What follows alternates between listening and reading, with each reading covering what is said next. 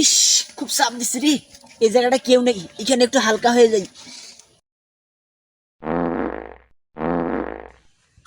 মালিক তাড়াতাড়ি কাজটা সেরে নাও, নাহলে বাগানের মালিক এসে যাবে। আরে হ্যাঁ রে, আর আমার শুধু 8 ঘন্টা লাগবে। কি এখনো 8 ঘন্টা লাগবে? মালিক তুমি হেগে হেগে কি পাহাড় বানিয়ে দেবে নাকি? ফালতু বকিস না তো, আমাকে হাঁকতে দে। কি দিয়ে ভাত খাইছি রে, মুলা নাকি? এত গন্ধ। এ মালিক, এই দেখো না, একটা সাপ আসছে, মনে হয় রাসেল ভাইপার। ধুর, রাসেল ভাইপার! মালিকের বেলাডারের কাছে রাসেল ভাইপার কোনো ব্যাপারই না, বাগো হার মানে। কি বললি? না মালিক, না মালিক, কিছু না। তার আগে সাপটাকে তারাও না। হাস হাস হর্র। হ্যাঁ হ্যাঁ হ্যাঁ, পড়ে গেলাম রে।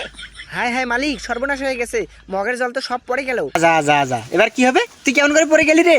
জোরে হাওয়া এলো তো তাই পড়ে গেলাম। মালিক এইবারে মনে হয় তোমার কচু পাতা দিয়ে কাজ চালাতে হবে।